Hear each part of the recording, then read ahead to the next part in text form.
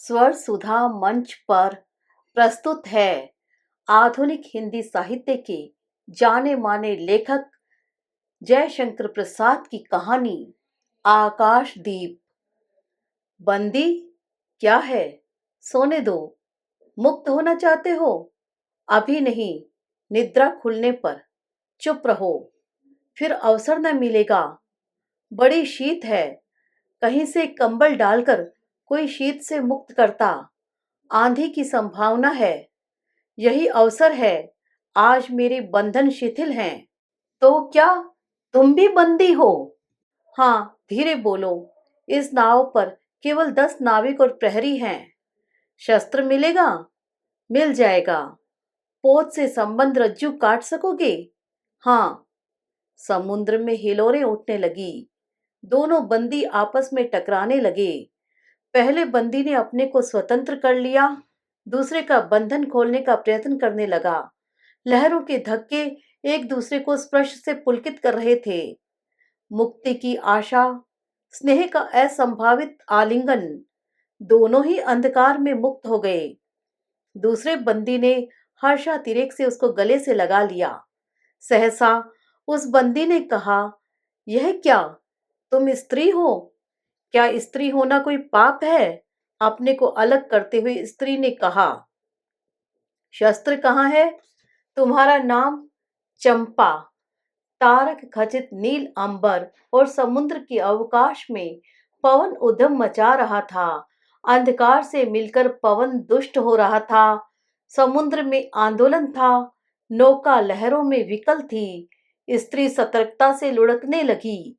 एक मतवाले नाविक के शरीर से टकराती हुई सावधानी से उसका कृपाण निकालकर फिर लुढ़कते हुए बंदी के समीप पहुंच गई। सहसा पोत से पथ प्रदर्शक ने चिल्लाकर कहा, आंधी। आपत्ति सूचक तूर्य बजने लगा।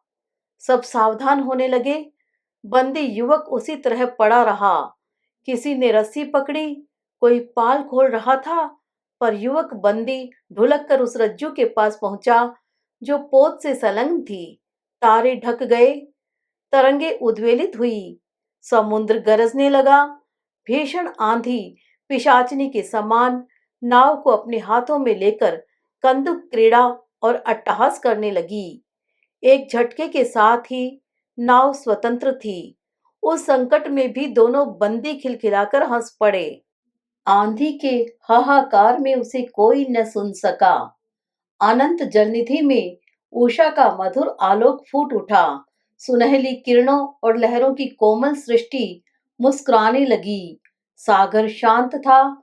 नाविकों ने देखा, पोत का पता नहीं, बंदी मुक्त हैं। नायक ने कहा, बुधगुप्त, तुमको मुक्त किसने किया? कृपाण दिखाकर बुधगुप्त ने कहा, इसने। नायक ने कहा, तो तुम्हें फिर बंदी बनाऊंगा। किसके लिए? पोताध्यक्ष मणिभद्र अतल जल में होगा। नायक, अब इस नौका का स्वामी मैं हूं। तुम? जलदस्यु बुधगुप्त? कदापि नहीं, चौंक कर नायक ने कहा, और वह अपना कृपाण टटोलने लगा। चंपा ने इसके पहले उस पर अधिकार कर लिया था। वह क्रोध से उछल पड़ा। तो तुम द्वंद्व युद्ध के लिए प्रस्तुत हो जाओ। जो विजयी होगा वह स्वामी होगा। इतना कहकर बुधगुप्त ने कृपाण देने का संकेत किया। चंपा ने कृपाण नायक के हाथ में दे दिया। भीषण घात प्रतिघात आरंभ हुआ। दोनों कुशल, दोनों त्वरित गति वाले थे। बड़े निपुणता से बुधगुप्त ने अपना कृपाण दांतों से पकड़कर अपने दोनों हाथ स्वतंत्र कर लिए। चंपा भय और विस्मय से देखने लगी।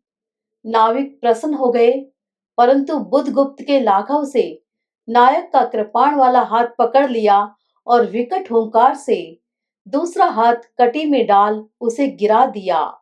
दूसरे ही क्षण प्रभात की किरणों में बुधगुप्त का विजयी कृपाण उसके हाथों में चमक उठा। नायक की कातर आंखें प्राण भिक्षा मांगने लगी। बुधगुप्त ने कहा, बोलो, अब स्वीकार है कि नहीं? मैं अनुचर हूं, वरुण देव की शपथ, मैं विश्वासघात नहीं करूंगा। बुधगुप्त ने उसे छोड़ दिया। चंपा ने युवक जलदस्यु के समीप आकर उसके क्षतों को अपनी स्निग्ध दृष्टि और कोमल करों से वेदना विहीन कर दिया। बुधगुप्त के सुगठित शरीर पर रक्त बिंदु विजय तिलक कर रहे थे। विश्राम लेकर बुधगुप्त ने पूछा, हम लोग कहाँ होंगे? बाली द्वीप से बहुत दूर, संभवतः एक नवीन द्वीप के पास, जिसमें अभी हम लोगों का बहुत कम आना जाना होता है। सिंहल के वणिकों का वहां प्राधान्य है। कितने दिनों में हम लोग वहां पहुंचेंगे? अनुकूल पवन मिलने पर 2 दिन में। तब तक के लिए खाद्य का अभाव न होगा। सहसा नायक ने नाविकों को डांट लगाने की आज्ञा दी और स्वयं पतवार पकड़कर बैठ गया। बुधगुप्त के पूछने पर उसने कहा, यहाँ एक जलमग्न शिलाखंड है। सावधान न रहने से नाव टकराने का भय है। तुम्हें इन लोगों ने बंदी क्यों बनाया? वणिक मणिभद्र की पाप वासना ने। तुम्हारा घर कहाँ है? जानवी के तट पर। चंपा नगरी की एक क्षत्रिय बालिका हूँ। पिता इसी मणिभद्र के यहाँ प्रहरी का काम करते थे। माता का देहावसान हो जाने पर मैं भी पिता के साथ नाव पर ही रहने लगी। 8 बरस से समुद्र ही मेरा घर है। तुम्हारे आक्रमण के समय मेरे पिता ने ही 7 दस्युओं को मारकर जल समाधि ली। 1 मास हुआ मैं इस नील नभ के नीचे, नील जलनिधि के ऊपर एक भयानक अनंतता में निस्सहाय हूँ, अनाथ हूँ। मणिभद्र ने मुझसे एक दिन घृणित प्रस्ताव किया। मैंने उसे गालियां सुनाई। उसी दिन से बंदी बना दी गई। चंपा रोष से जल रही थी। मैं भी ताम्रलिप्ति का एक क्षत्रिय हूँ चंपा, परंतु दुर्भाग्य से जलदस्यु बनकर जीवन बिताता हूँ। अब तुम क्या करोगी? मैं अपने अदृष्ट को अनिर्दिष्ट ही रहने दूंगी, वह जहां ले जाए। चंपा की आंखें निस्सीम प्रदेश में निरुद्देश्य थी। किसी आकांक्षा के लाल डोरे न थे। धवल अपांगों में बालकों के सदृश विश्वास था। हत्या व्यवसायी दस्यु भी उसे देखकर कांप गया। उसके मन में संभ्रमपूर्ण सदा यौवन की पहली लहरों को जगाने लगी। समुद्र वक्ष पर विलंबमयी राग रंजित संध्या थिरकने लगी। चंपा के असंयत कुंतल उसकी पीठ पर बिखरे थे। दुर्दांत दस्यु ने देखा अपनी महिमा में अलौकिक एक तरुण बालिका। वह विस्मय से अपने हृदय को टटोलने लगा। उसे एक नई वस्तु का पता चला, वह थी कोमलता। उसी समय नायक ने कहा, हम लोग द्वीप के पास पहुंच गए। बेला से नाव टकराई। चंपा निर्भीकता से कूद पड़ी। मांझी भी उतरे। बुधगुप्त ने कहा, जब इसका कोई नाम नहीं है तो हम लोग इसे चंपा द्वीप कहेंगे। चंपा हंस पड़ी। 5 बरस बाद शरद के धवल नक्षत्र नील गगन में झलमला रहे थे। चंद्र की उज्जवल विजय पर अंतरिक्ष में शरद लक्ष्मी ने आशीर्वाद के फूलों और खीलों को बिखेर दिया। चंपा के एक उच्च सोध पर बैठी हुई तरुणी चंपा दीपक जला रही थी। बड़े यत्न से अभ्रक की मंजुषा में दीप धरकर उसने अपनी सुकुमार उंगलियों से डोरी खींची। वह दीपाधार ऊपर चढ़ने लगा।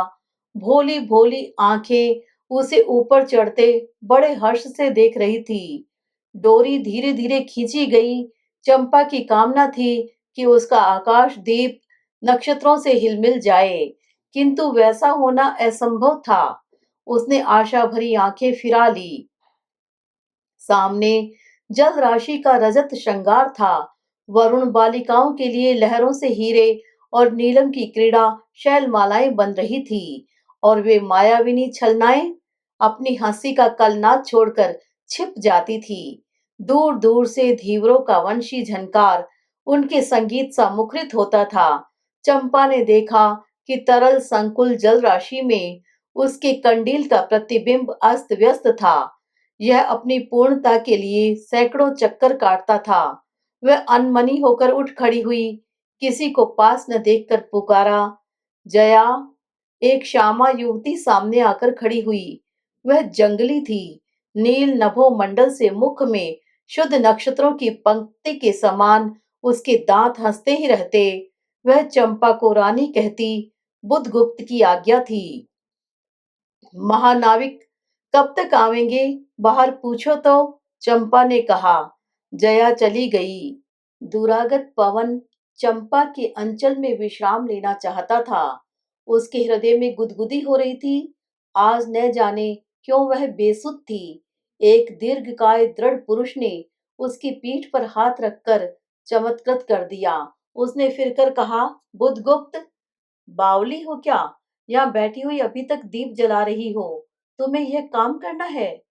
क्षीर निधि शाही अनंत की प्रसन्नता के लिए क्या दासियों से आकाश दीप जलवाऊं?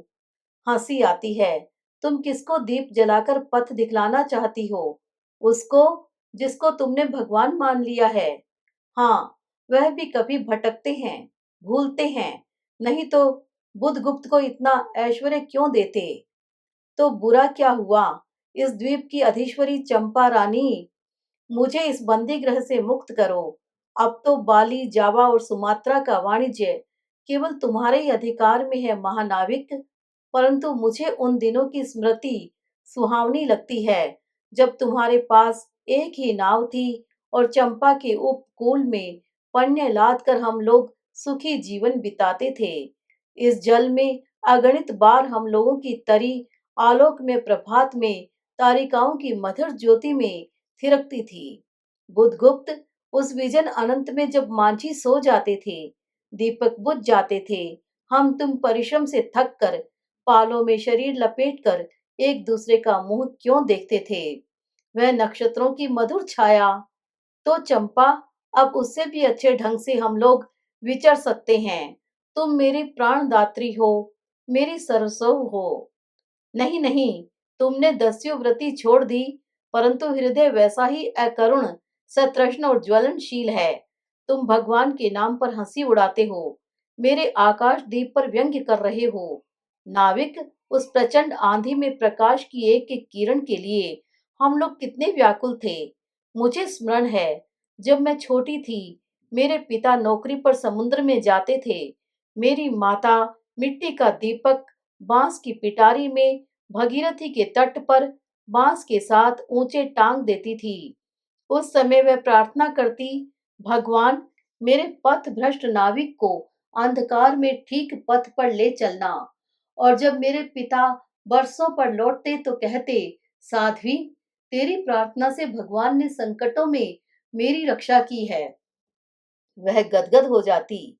मेरी माँ, आह नाविक, यह उसी की पुण्य स्मृति है। मेरे पिता, वीर पिता की मृत्यु के निष्ठुर कारण जलदस्यु, हट जाओ। सहसा चंपा का मुख क्रोध से भीषण होकर रंग बदलने लगा। महानाविक ने कभी यह रूप न देखा था।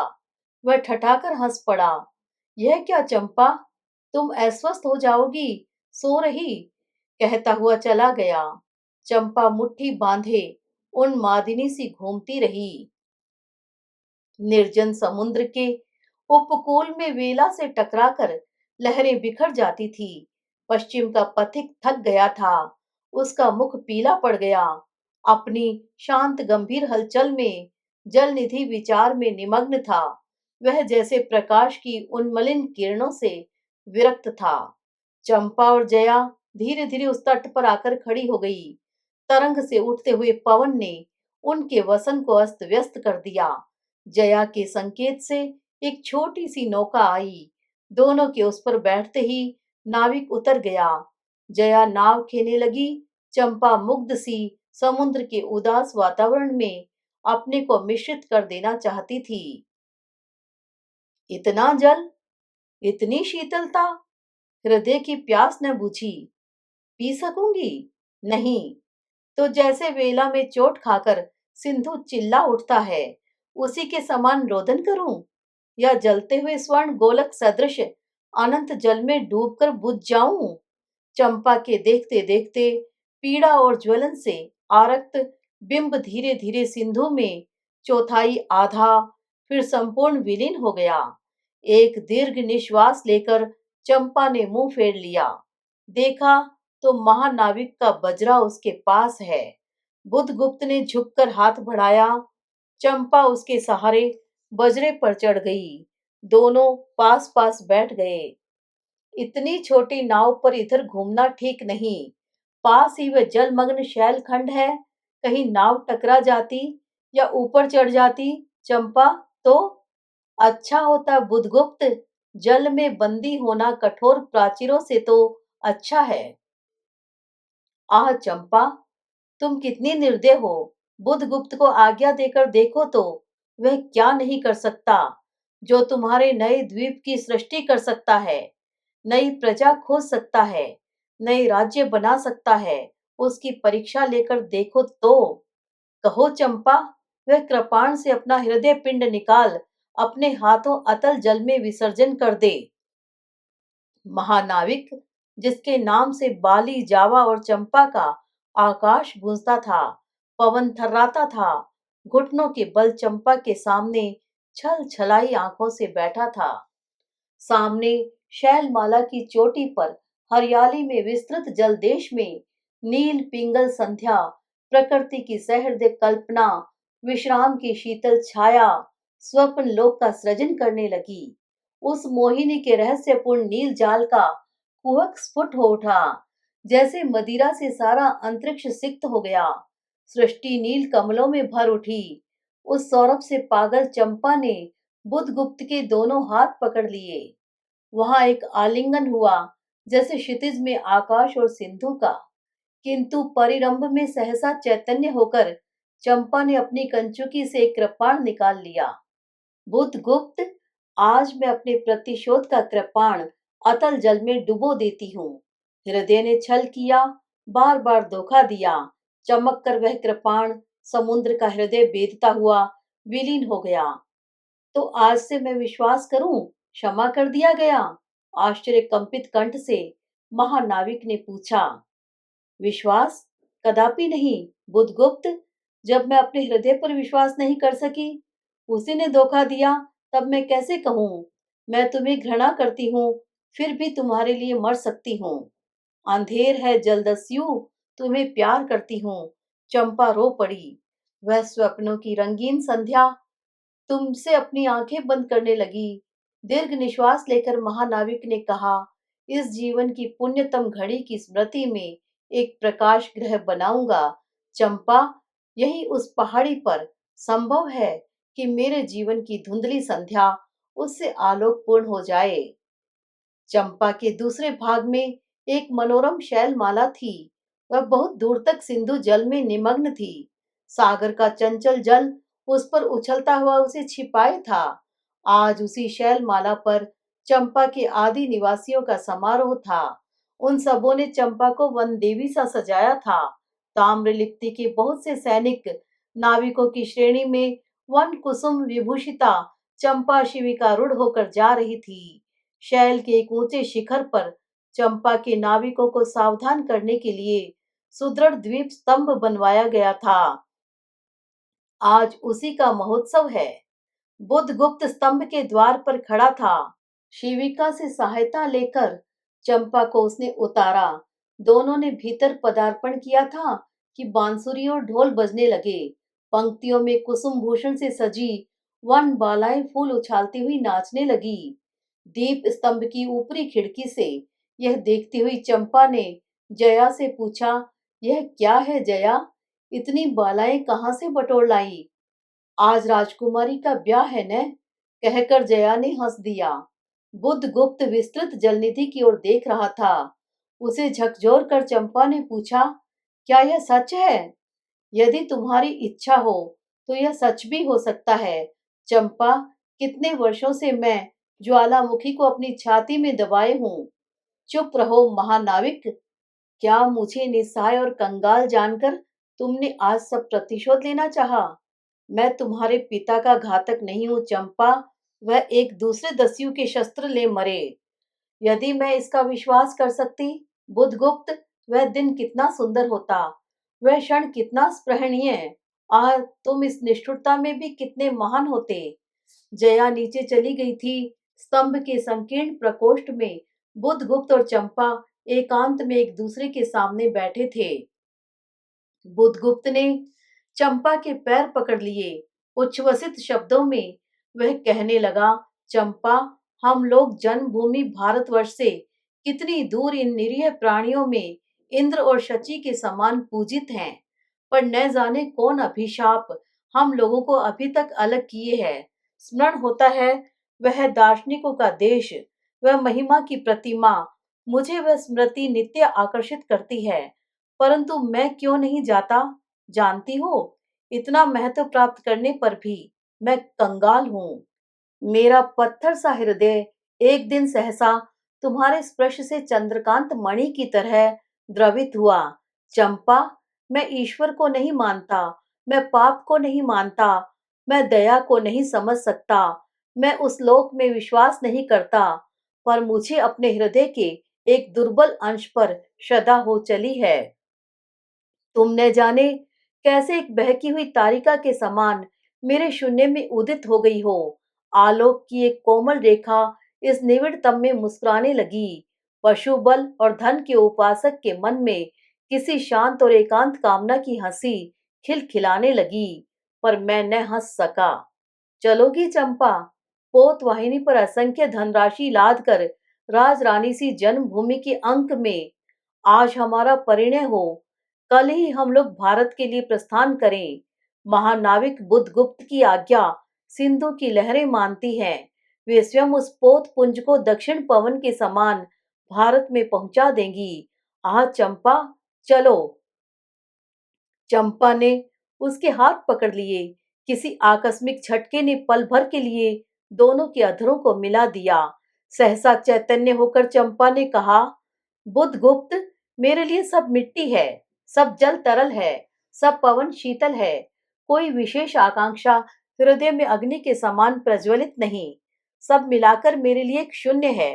प्रिय नाविक, तुम स्वदेश लौट जाओ विभवों का सुख भोगने के लिए, और मुझे छोड़ दो इन निरीह भोले भाले प्राणियों के दुख की सहानुभूति और सेवा के लिए। तब मैं अवश्य चला जाऊंगा चंपा। यहाँ रहकर मैं अपने हृदय पर अधिकार रख सकूं, इसमें संदेह है। आह, उन लहरों में मेरा विनाश हो जाए।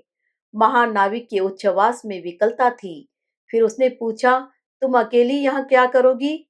पहले विचार था कि कभी इस दीप स्तंभ पर से आलोक जलाकर अपने पिता की समाधि का इस जल से अन्वेषण करूंगी, किंतु देखती हूँ मुझे भी इसी में जलना होगा, जैसे आकाश दीप। एक दिन स्वर्ण रहस्य के प्रभात में चंपा ने अपने दीप स्तंभ पर से देखा, सामुद्रिक नावों की एक श्रेणी चंपा का उपकूल छोड़कर पश्चिम उत्तर की ओर महाजल व्याल के समान संतरण कर रही है। उसकी आंखों में आंसू बहने लगे। यह कितनी ही शताब्दियों पहले की कथा है। चंपा आजीवन उस दीप स्तंभ में आलोक जलाती रही, किंतु उसके बाद भी बहुत दिन दीप निवासी उस माया ममता और स्नेह सेवा की देवी की समाधि सदृश पूजा करते थे। एक दिन काल के कठोर हाथों ने उसे भी अपनी चंचलता से गिरा दिया।